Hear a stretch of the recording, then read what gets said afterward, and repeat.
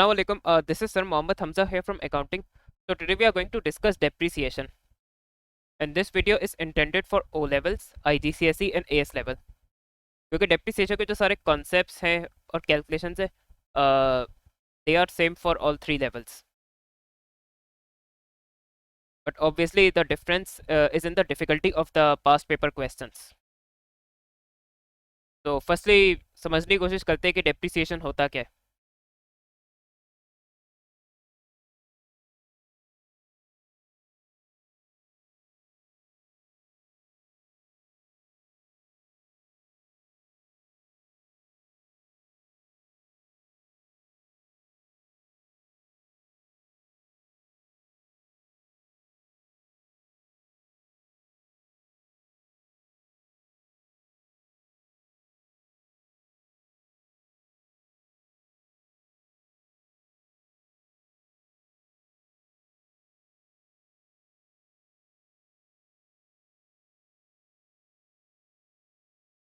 Depreciation simply क्या होता है कि नॉन करेंट एसेट की जो वैल्यू है उसकी वैल्यू में एस्टिमेटेड डिक्रीज या लॉस होता है डेप्रिसिएशन. और ये इस तरह कैलकुलेट किया जाता है बाय डिवाइडिंग द और spreading the cost of the non current asset over it's useful economic life. अब आप में से कुछ लोग ये भी सोच रहे होंगे कि it's the decrease in the market price और market value of the non current asset. So no, depreciation market price के इंक्रीज या डिक्रीज से डील नहीं करता. उसके लिए फिर या तो डाउनवर्ड रिवैल्यूएशन है या इम्पेयरमेंट लॉस है, और वो A2 लेवल का टॉपिक है. ये जो एस्टिमेटेड लॉस है डिक्रीज है, ये due to other reasons calculate किया जाता है, और सर्टेन अकाउंटिंग कॉन्सेप्ट्स भी रीजन है कि डेप्रिसिएशन कैलकुलेट की जाती है. अब आप में से कुछ लोग पूछेंगे कि यूजफुल इकोनॉमिक लाइफ सर क्या चीज़ है, तो इसको डिस्कस कर लेते हैं.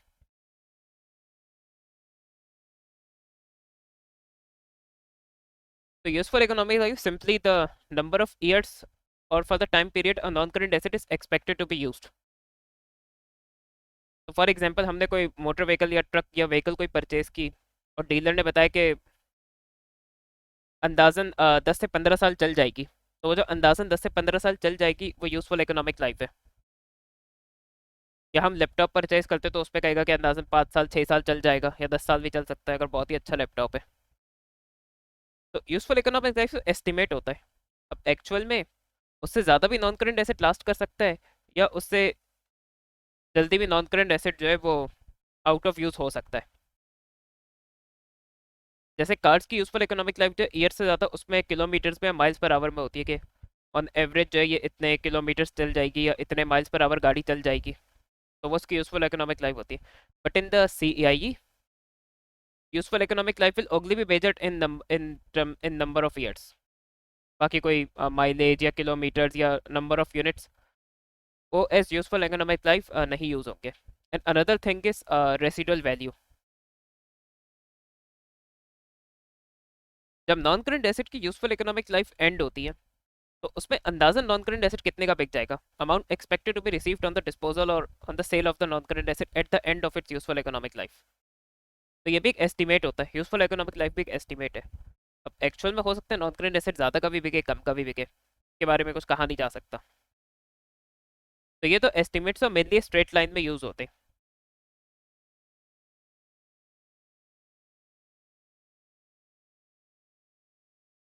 अब ये डेप्रिसिएशन हम क्यों कैलकुलेट करते हैं, इसके सर्टेन रीजंस है. By the way, one important thing to note.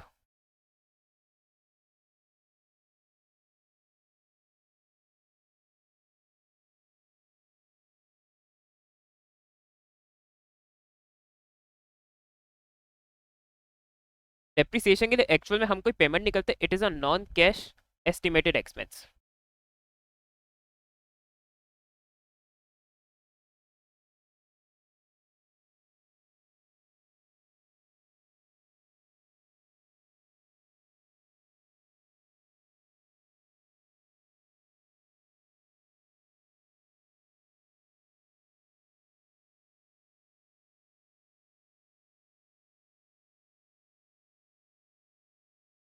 These are not all reasons, ये फ्यू रीजंस है जिनकी वजह से डेप्रिसिएशन चार्ज होता है. नॉन करंट एसेट्स में वेयर एंड टेयर होता है. तो फॉर एग्जांपल जब कोई मोटर व्हीकल या हम न्यू परचेज करते हैं तो उसे लॉन्ग ड्राइव भी कर सकते हैं, उसे एक सिटी से दूसरी सिटी भी ले जा सकते हैं. उससे ज़्यादा देर ट्रैफिक डैम में वो चले तो वो हीट अप नहीं होता ही जो है, टेम्परेचर राइज नहीं करता जल्दी, रिपेयर एंड मेंटेनेंस का काम नहीं आता। लेकिन ओवर टाइम जब व्हीकल पुरानी होना शुरू हो जाती है, उसके टायर घिस सकते, टायर रिप्लेस करने पड़ सकते हैं, उसके गियर बॉक्स में इशू आ सकते हैं, उस पर रिपेयर करवाना पड़ सकता है, उसको रिप्लेस करवाना पड़ सकता है, बॉडी वर्क थोड़ा ख़राब होना शुरू हो जाता है तो उसके रिपेयर फिक्सेस करवाने पड़ते हैं। ट्रैफिक जैम में ज़्यादातर गाड़ी एक्सपोज हो गई तो फिर उसका टेम्परेचर काफ़ी राइज कर जाता है, हीटअप भी हो जाती है, तो फिर उसको कहीं रोक के ठंडा करना पड़ेगा व्हीकल को। और लॉन्ग ड्राइव उस पर ज़्यादा नहीं हो सकती क्योंकि फ्रीक्वेंटली उसको थोड़ा रेस्ट देना पड़ता है या ब्रेक्स देने पड़ते हैं बीच में रोक रोक के, ज़्यादा पुरानी व्हीकल हो जाए तो।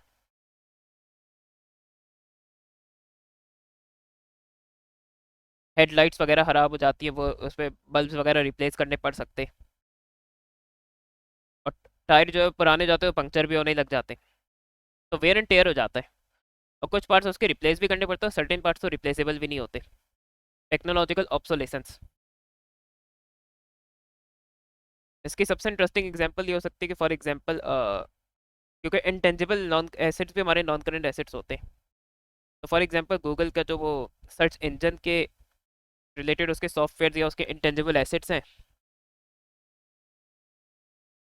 अब उसको ऑब्सोलीट कर दिया फॉर नाउ चैट जीपीटी ने। तो उसके साथ जो ऐसा कोई प्रॉब्लम नहीं, लेकिन उसे सर्च चैट जीपीटी ने फॉर नाउ ऑब्सोलीट कर दिया जो है टू एन एक्सटेंट। तो that is technological obsolescence.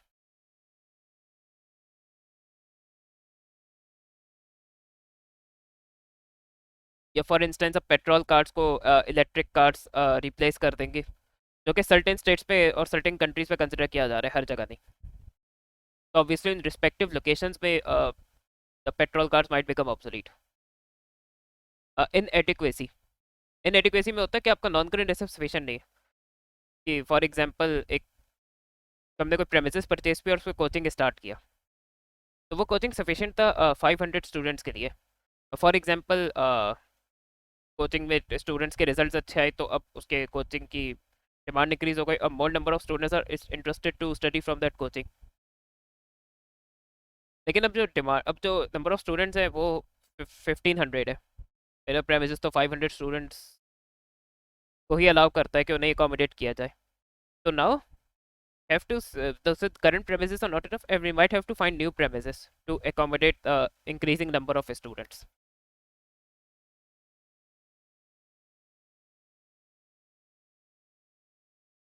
Now there are certain accounting concepts which also favor depreciation, and because of that we are required to calculate depreciation, तो उस पर भी बात कर लेते हैं स्टूडेंट्स। अब इसमें ना ये फ्रीक्वेंटली पूछता भी है, explain one concept of depreciation or explain this respective concept related to depreciation।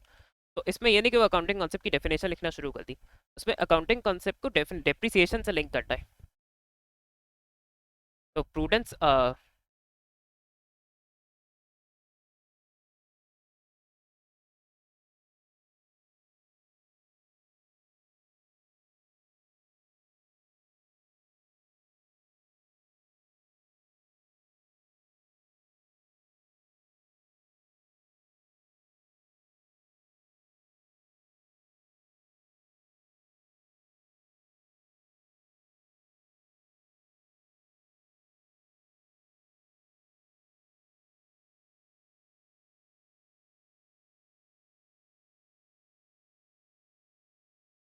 तो फर्स्टली एस्टिमेटेड एक्सपेंस चार्ज करेंगे, तो प्रूडेंस कौन सा फेवर भी करता है कि एस्टिमेटेड एक्सपेंसेस को, तो प्रॉफिट्स ओवर स्टेट नहीं होंगे because of the depreciation, and no, and obviously the depreciation will be deducted from the cost of the non current asset। अभी इस पे भी हम आगे बात करेंगे।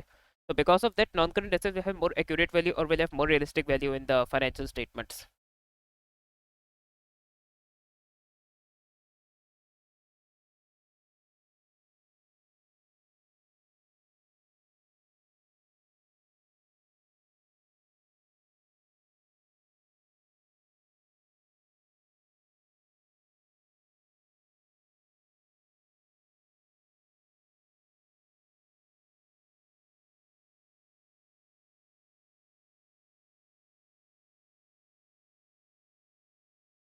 इसी तरह मैचिंग, अब जिस अकाउंटिंग ईयर में हम नॉन करंट एसेट को रेवेन्यू जनरेट करने के लिए कोई भी बेनिफिट जनरेट करने के लिए यूज़ कर रहे हैं, उसी सेम ईयर में एक उससे रिलेटेड एस्टिमेटेड एक्सपेंस डेप्रिसिएशन का भी चार्ज करा दिया जाएगा फाइनेंशियल स्टेटमेंट्स में। तो दैट्स हाउ मैचिंग फेवर्स।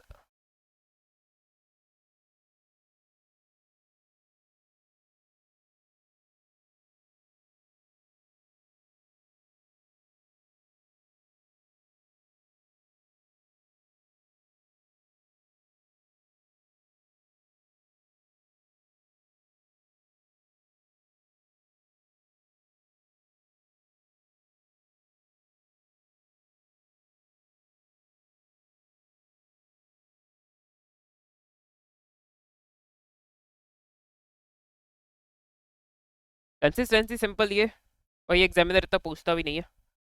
ये तो फॉर एग्जाम्पल मोटर व्हीकल्स के लिए डिसाइड किया कि उसे रिड्यूसिंग बैलेंस मेथड से डेप्रिशिएट करेंगे और 20% से डेप्रिशिएट करेंगे। तो in every other accounting year 20% reducing balance method will be used for every motor vehicle. ये नहीं कि फर्स्ट ईयर से रिड्यूसिंग बैलेंस से डेप्रिशिएट किया, फिर सेकंड ईयर में उसको स्ट्रेट लाइन से डेप्रिशिएट कर रहे, फिर थर्ड ईयर में उसको रिवैल्यूएशन मेथड से कर रहे हैं। नो।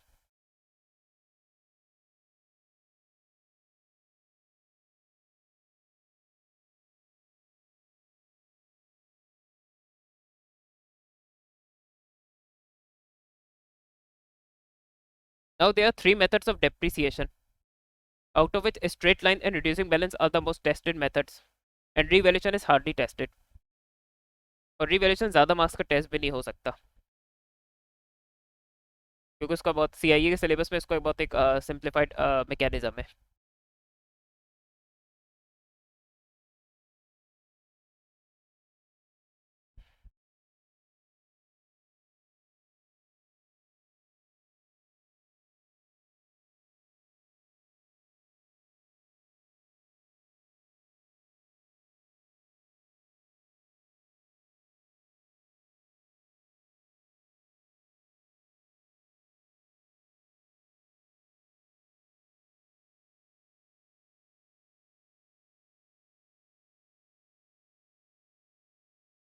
स्ट्रेट लाइन में क्या होता है कि जो नॉन करेंट एसेट की हिस्टोरिक कॉस्ट है उसकी ओरिजिनल कॉस्ट है। By historic cost and original cost I mean कि जिस वैल्यू पे हमने नॉन करेंट एसेट को परचेज किया था, तो फॉर एग्जांपल मैंने कोई मोटर व्हीकल 2 मिलियन की या 20 लाख की परचेज की है, तो मुझे उस ओरिजिनल कॉस्ट पे ही डेप्रिसिएशन चार्ज करनी है।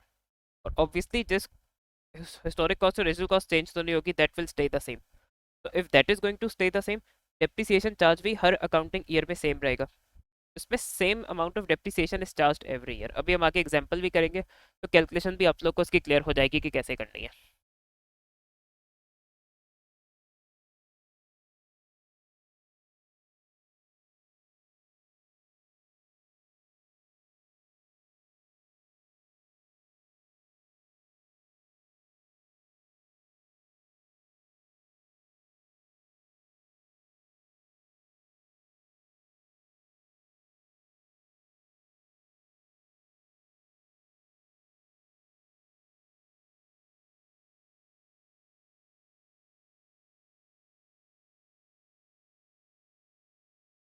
रिड्यूसिंग बैलेंस पे क्या होता है कि हर साल नेट बुक वैल्यू पे डेप्रिसिएशन चार्ज होता है, उसकी वजह से डेप्रिसिएशन चार्ज हर साल डिफरेंट होगा।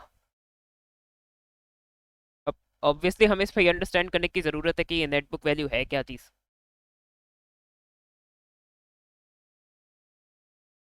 तो इसको हम ज़रा समझने की कोशिश करते हैं।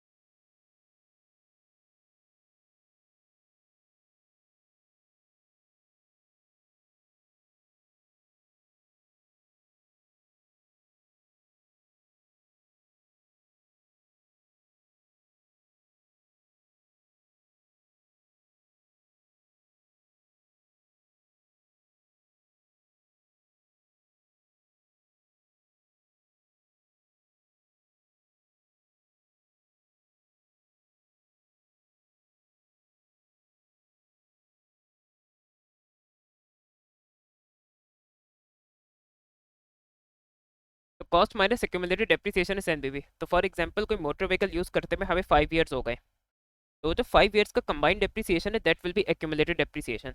Accumulated means total depreciation. तो कॉस्ट में से हम एक्यूमुलेटेड डेप्रिसिएशन माइनस करते हैं तो नेट बुक वैल्यू आ जाती है। अब किसी नॉन करेंट एसेट को यूज़ करते हुए 1 साल हुआ है, तो कॉस्ट में से 1 साल का डेप्रिसिएशन माइनस होगा एंड 1 साल का depreciation he will be the accumulated depreciation. तो ये तो कैलकुलेशन है नेटबुक वैल्यू की। इसका कॉन्सेप्ट ये, net book value is the part of the cost और the remaining cost which still needs to be depreciated. तो कॉस्ट का वो पार्ट जिसको स्टिल डेप्रिशिएट करना है। अब obviously accumulated depreciation will keep changing every year, क्योंकि जितना ज़्यादा हम नॉन करेंट एसेट को यूज़ करते जाएंगे उतना ज़्यादा एक्यूमुलेटेड डेप्रिसिएशन इंक्रीज होती जाएगी।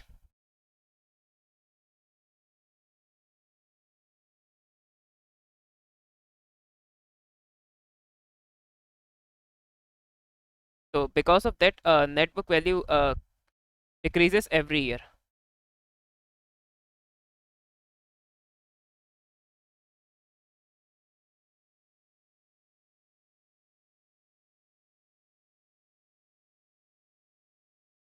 तो जब नेटबुक वैल्यू हर साल डिक्रीज होगी तो उसकी वजह से डेप्रिसिएशन चार्ज भी हर साल डिक्रीज होता जाएगा। तो इसमें अर्लियर ईयर्स पे ज़्यादा डेप्रिसिएशन चार्ज होगी, लेटर ईयर्स पे कम होगी। अभी एग्जांपल भी हम करेंगे तो उससे आप लोग को कैलकुलेशन क्लियर हो जाएगी।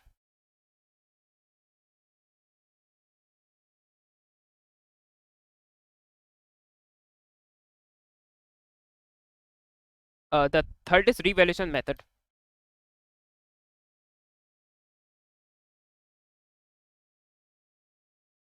अब लोज टूल्स में जैसे आपका स्क्रू ड्राइवर्स है, स्पैनर्स हैं, आपका ड्रिल मशीन एक्सेट्रा है। अब टेक्निकली नॉन करेंट एसेट है because they often last for more than 1 year, but इनकी वैल्यू कम होती है, ज़्यादातर कोई माइनर आइटम्स होते हैं, all items minor value items होते हैं। तो इंडिविजुअली हर नॉन करेंट एसेट पे डेप्रिसिएशन चार्ज करना will be quite time consuming and will be a waste of time. तो इतनी उनकी नॉन करेंट एसेट की वैल्यू कॉस्ट नहीं है जितना उनकी डेप्रिसिएशन कैलकुलेट करने पे एफर्ट होगी। जैसे टूल्स इजीली रिप्लेसेबल भी हैं या ये मिसप्लेस भी हो जाते हैं। तो इनके लिए एक सिंप्लीफाइड मेथड है डेप्रिसिएशन का, जिसमें हम ओपनिंग और क्लोजिंग बैलेंसेस को कंपेयर करके the difference is depreciation, that's it. तो एग्जामिनर हार्डली देता है और ये बहुत इसकी स्ट्रेट फॉरवर्ड कैलकुलेशन भी है, तो उसमें कोई रॉकेट साइंस नहीं है as such. Now in order to understand the calculations we are going to do few examples.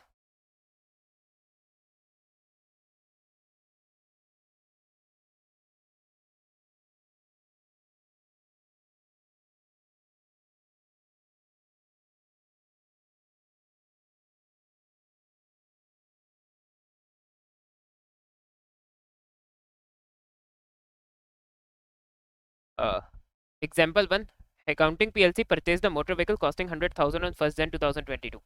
Year ends on 31st December. Its residual value is 10,000 and useful economic life is expected to be 10 years. Calculate depreciation charge for 2022. तो straight line में या तो वो rate देता है या वो आपको apart from cost residual value useful economic life देगा। तो in this case in order to calculate depreciation, simply cost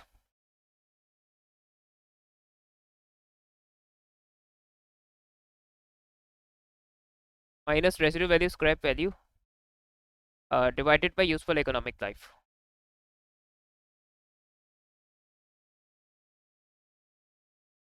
So depreciation is simply going to be 100,000 minus 10,000 divided by 10, depreciation आ जाएगा।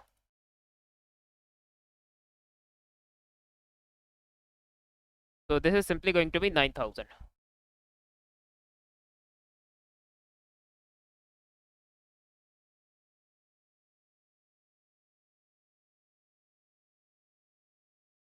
So example 2 is also of SLM and many details are quite similar to example 1. But depreciation will be charged at 20% per annum and residual value is assumed to be 0. Calculate depreciation charge for 2022. And in the above example, the cost is 100,000. So same as example 1, तो उसी की data use होगा। Depreciation will be charge 20% per annum and residual value is assume to be 0। Calculate depreciation charge for 2022। तो simply इस पे जो cost है उस पर रेट अप्लाई हो जाएगा।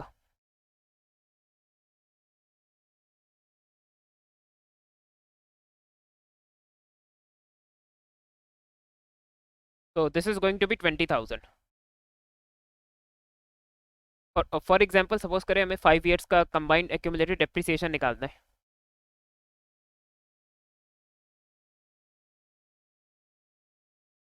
फॉर एग्जांपल एज्यूम करेंगे 2022 परचेज किया और 5 इयर्स यूज़ किया, तो सिंपली क्योंकि इसमें डेप्रिसिएशन चार्ज हर साल सेम रहता है, उसका 5 से मल्टीप्लाई कराते तो आपका एक्यूमुलेटेड डेप्रिसिएशन आ जाएगा।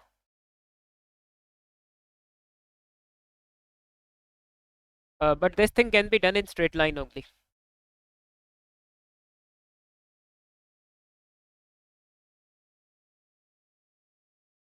Example 3 is also important, same as example 1, but residual value is 10,000 and depreciation will be charged at 20% per annum. Calculate depreciation charge for 2022. अब ओ लेवल IGCSE में तो ये ऐसा टेस्ट नहीं होता, लेकिन एस लेवल में और इवन A2 के जो सर्टेन क्वेश्चन है उसमें टेस्ट हो चुका है कि अगर स्ट्रेट लाइन में रेट भी दिया हुआ उसके अलावा रेसिडुअल वैल्यू भी दी हुई है तो क्या करें। तो फर्स्टली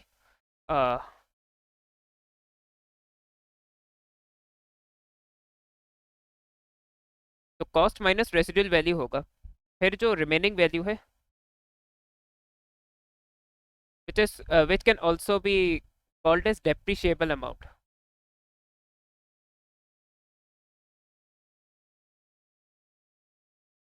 अब इस 90,000 पे हम 20% अप्लाई कर देंगे तो हमारा डेप्रिसिएशन चार्ज आ जाएगा। इसमें स्ट्रेट लाइन है तो उसमें रेसिडुअल वैल्यू को इग्नोर करना नहीं है। This will be just 18,000। अब हम रिड्यूसिंग बैलेंस के लिए एग्जांपल करेंगे, और रिड्यूसिंग बैलेंस का कॉन्सेप्ट क्लियर करना है तो हम 2 to 3 इयर्स मल्टीपल ईयर्स का कैलकुलेट करेंगे रिड्यूसिंग बैलेंस की एग्जांपल में।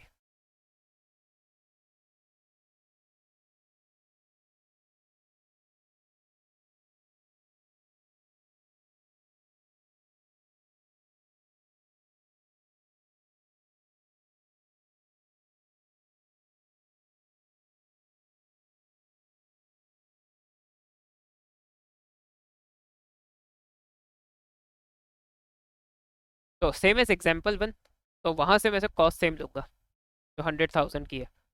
Depreciation will be charged at 20% per annum using RPM. A full year's depreciation is charged in the year of purchase and none in the year of disposal. Calculate depreciation for the following years: 2022, 2023, 2024. अब जो first year of purchase होता है, first year होता है non current asset का, उसमें अगर reducing balance method use हो भी रहा है तो ईयर ऑफ परचेज में कॉस्ट पे ही चार्ज होगा, क्योंकि जो ईयर ऑफ परचेज है उसमें नेटबुक वैल्यू सच होती नहीं है, तो उसमें कॉस्ट पे ही चार्ज करना होता है। तो लेट्स स्टार्ट।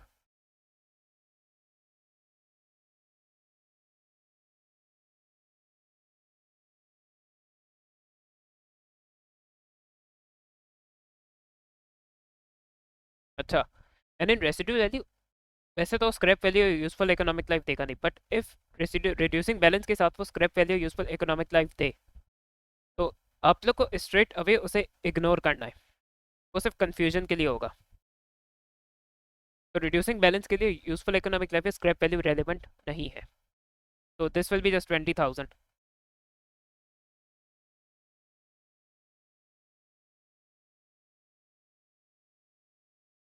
अब 2022 के एंड में हम नेटबुक वैल्यू कैलकुलेट कर सकते हैं, कॉस्ट माइनस एक्यूमुलेटेड डेप्रिसिएशन, तो अभी सिर्फ 1 साल का होगा, तो नेटबुक वैल्यू विल बी 80,000।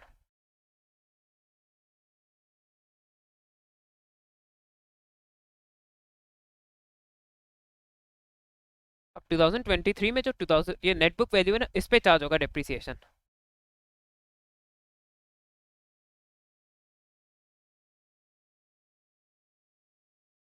तो दिस विल बी 16,000।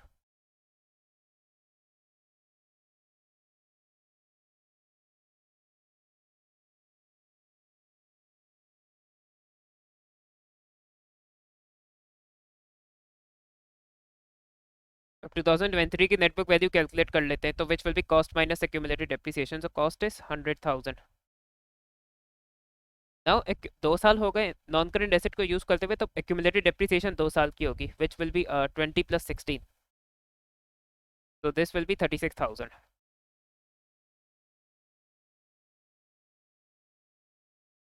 तो अब नेटबुक वैल्यू इज 64,000।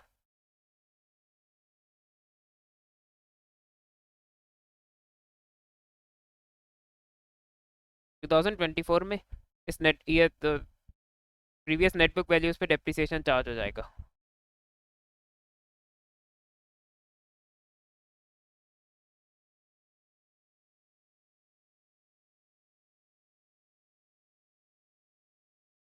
अगर हम 2024 की अगर नेट बुक वैल्यू निकाले तो कॉस्ट 100,000 है,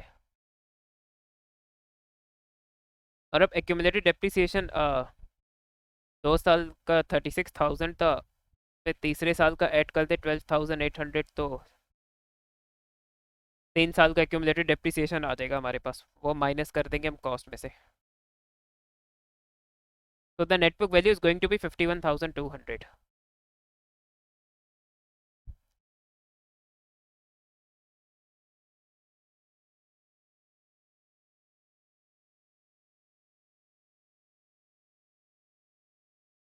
इसको हम एक और थोड़ा डायरेक्ट तरीके से भी कर सकते हैं, लेकिन उसको यूज़ करते हुए स्टूडेंट कॉन्फिडेंट होकर वो उसका सही से कर सकता है, otherwise it will lead to silly mistakes.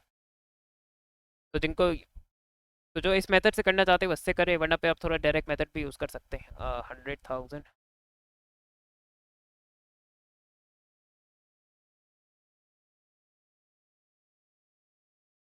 तो 2022 में इसी पे 20% लग जाएगा, तो ये डेप्रिसिएशन चार्जेस हैं जो ब्रैकेट में मेंशन कर रहा हूँ 20,000। तो eight the end of 2022 net book value 80,000 है।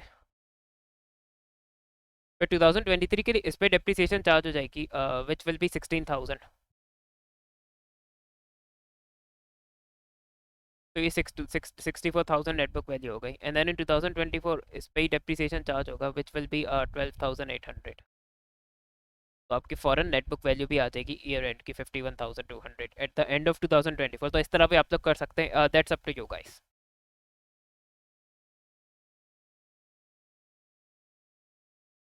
अब मैं इसकी एंट्रीज और टी अकाउंट के फॉर्मेट दोनों डिस्कस करूंगा। अब एट टाइम्स इसके टी अकाउंट फ्रीक्वेंटली टेस्ट हो रहे होते हैं, तो स्टूडेंट्स को लगता है कि उसकी एंट्रीज नहीं पूछेगा, और ये टू द अपडेटेड सिलेबस है। तो इसमें देखिए बड़ा क्लियरली लिखा हुआ है, how to prepare ledger accounts and journal entries. और ये कभी अभी भी कभी कभी वो कर लेता है कि एंट्री पूछ लेता है, तो वो एंट्री भी टेस्ट कर सकता है, वो टी अकाउंट भी टेस्ट कर सकता है, that's up to the examiner.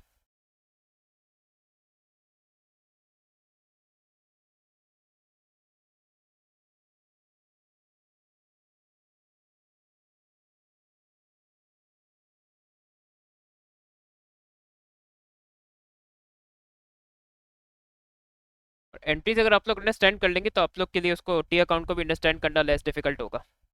Non current ऐसे परचेज करते कैश बैंक या क्रेडिट में, वही एंट्री जो आपकी बेसिक्स की होती है, एसेट इंक्रीज होने पे डेबिट होगा, और अगर कैश या बैंक से हम उसको परचेज करें तो ऑब्वियसली वो एसेट डिक्रीज होगा तो वो क्रेडिट होगा। अगर क्रेडिट पे परचेज करें तो लायबिलिटी इंक्रीज होगी, अदर पेबल्स क्रेडिट हो जाएगा। And here disposals means that we are selling a non current asset.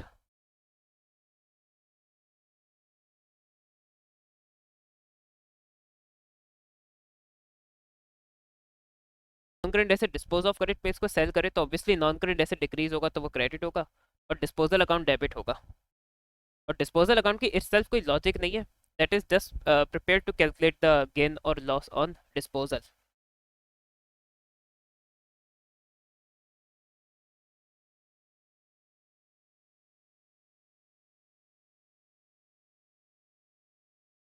तो ये तो नॉन करंट एसेट की परचेज की उसकी डिस्पोजल की एंट्री हो गई। Obviously for depreciation we prepare a provision for depreciation account. तो इस पे ज़रा सा बात कर लेते हैं before we discuss its entries.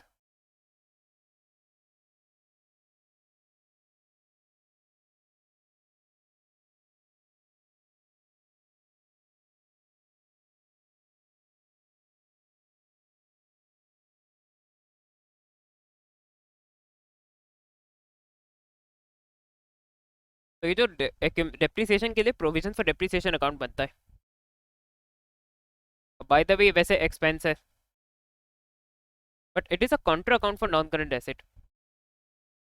और काउंटर अकाउंट्स को आप लोग अंडरस्टैंड करना चाहते हैं तो उसके लिए मैंने एक डिटेल वीडियो काउंटर अकाउंट्स पे की है, तो आप लोग वो देख सकते हैं। तो नॉन करंट एसेट इंक्रीज होने पे डेबिट होता है। अब काउंटर अकाउंट जो है जिस अकाउंट से रिलेटेड या एसोसिएटेड अकाउंट होता है उसके रिवर्स पे बनता है, तो नॉन करंट एसेट इंक्रीज होने पे डेबिट होता है, तो इसी तरह डेप्रिसिएशन का अकाउंट इंक्रीज होने पे क्रेडिट होगा, quite similar to provision for doubtful debt account. और इसके ओपनिंग और क्लोजिंग बैलेंसेस भी होंगे, और वो इसलिए होंगे कि एक्यूमुलेटेड डेप्रिसिएशन वरना कैलकुलेट नहीं हो सकती अगर हम बैलेंस सीडी और बीडी नहीं करेंगे। और जिस तरह increase in provision for increase in provision जो है इनकम स्टेटमेंट पे डेबिट ही होता था, तो इसी तरह डेप्रिसिएशन होगा। प्रोविजन फॉर डेप्रिसिएशन के अकाउंट में तो वो क्रेडिट होगा, लेकिन इनकम स्टेटमेंट में वो एज एक्सपेंस डेबिट हो रहा होगा।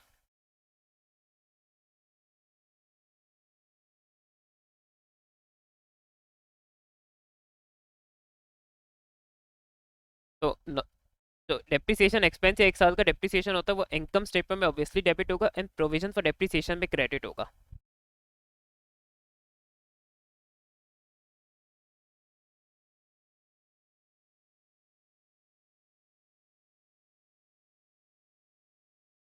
इसी तरह जब एसेट को डिस्पोज ऑफ करते हैं तो उसकी अपार्ट फ्रॉम कॉस्ट उसकी हम डेप्रिसिएशन भी बुक से रिमूव करते हैं। तो कोई डिस्पोज ऑफ एसेट हमने 5 ईयर्स यूज़ किया था, तो उसका जो 5 ईयर्स का एक्यूमुलेटेड डेप्रिसिएशन है वो हम रिमूव करेंगे बुक से। तो अब प्रोविजन फॉर डेप्रिसिएशन डिक्रीज होने पे डेबिट होगा और डिस्पोजल अकाउंट क्रेडिट होगा।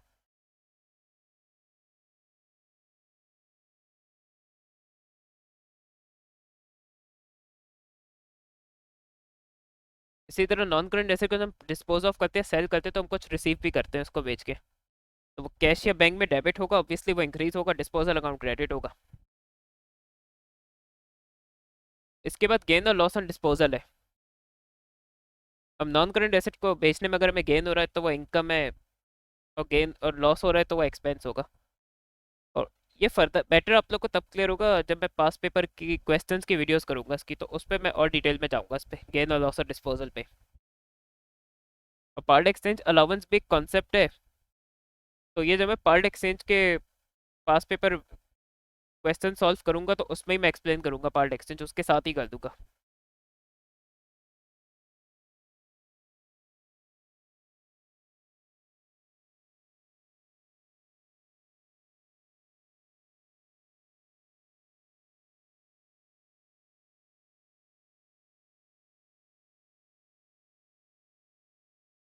और ये टी अकाउंट है, नॉन करेंट एसेट का जो कॉस्ट अकाउंट है।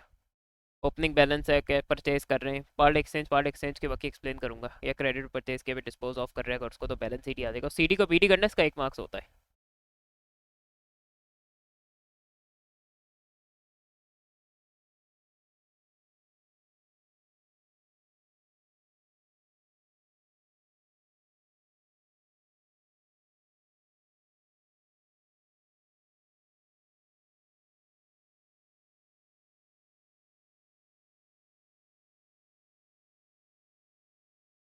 इसमें देख सकते हैं क्रेडिट बैलेंसेज है,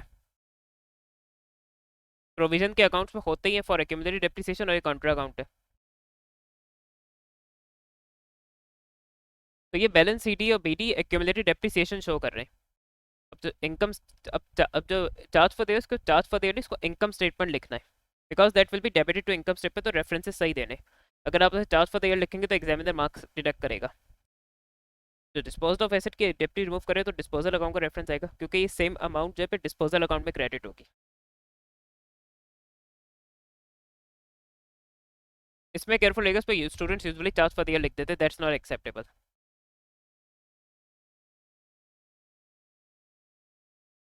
इसी तरह डिस्पोजल अकाउंट, इसकी इटसेल्फ कोई लॉजिक नहीं है, this is just use to calculate the gain और लॉस ऑन डिस्पोजल। और कहीं अगर डिस्पोजल अकाउंट रिक्वायर्ड नहीं है तो वहाँ हम डायरेक्ट भी गेन या लॉस ऑन डिस्पोजल कैलकुलेट कर सकते हैं थ्रू लॉजिक। तो वो मैं पास पेपर क्वेश्चन में भी एक्सप्लेन करूंगा। नॉन करंट एसेट अब क्योंकि वहाँ क्रेडिट हुआ हुआ है, तो उसकी एक्यूमुलेटेड डेप्रिसिएशन और पे फॉर डेप में डेबिट हुई है, यहाँ क्रेडिट हो रही है। जो उसको बेच के रिसीव किया वो बैंक के कैश पे डेबिट हो रहा है या क्रेडिट हो रहा है, इसलिए बैंक कैश का रेफरेंस दिया है। अब इसे डिस्पोजल प्रोसीड्स लिख देते हैं, नो। टी अकाउंट है तो आपको जो क्रॉस रेफरेंसिंग है वो सही करनी है। इसी तरह गेन या लॉस और डिस्पोजल को स्टूडेंट गेन या लॉस लिख देते हैं। अब यह इनकम स्टेटमेंट गेन का, अब गेन यहाँ क्यों मेंशन है और लॉस यहाँ क्यों मेंशन है, ये मैं क्वेश्चन पास पेपर पे की वीडियो में एक्सप्लेन करूंगा, वो आप लोग को क्लियर हो जाएगा, क्योंकि वहाँ फिगर्स भी होंगे।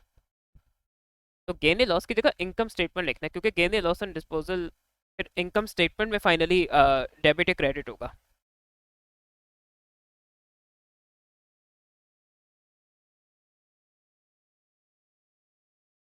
तो आई होप सो। और इसी तरह रिवैल्यूएशन अकाउंट है, तो इसमें ये ओपनिंग और क्लोजिंग बैलेंस है, अगर एडिशन हो रही है तो लेनी है, वरना बस ओपनिंग क्लोजिंग के डिफरेंस से डेप्रिसिएशन चार्ज आ जाएगा। और ये तो फेस का फेयर टी अकाउंट बनाना भी नहीं होता, ये रफ वर्किंग करके आपको डेप्रिसिएशन कैलकुलेट करके दे रहा है। तो इसके लिए भी मैं अलग से वीडियो करूँगा। आई होप सो आप लोग को डेप्रिसिएशन के सर्टेन इंपॉर्टेंट कॉन्सेप्ट्स क्लियर हुए होंगे। और मैंने खुद से भी सिंपल एग्जांपल्स इसमें इसलिए सॉल्व की before explaining the entries and the T accounts, क्योंकि पहले स्टूडेंट्स को कैलकुलेशन क्लियर नहीं होती। जब उन्हें सिंपल कैलकुलेशंस क्लियर नहीं होती डेप्रिसिएशन की, तो उन्हें फिर एंट्रीज और टी अकाउंट भी सच बिल्कुल समझ नहीं आ रहे होते। और वो समझ नहीं आते तो पास पेपर के जो क्वेश्चन है उसमें और ज़्यादा प्रॉब्लम होती है, क्योंकि टू एन एक्सटेंट दोनों ओ लेवल IGCSE और एस लेवल के क्वेश्चन ट्रिकी है, और एस लेवल के क्वेश्चन काफ़ी टफ टफ भी है डेप्रिसिएशन के। अल्लाह हाफिज़।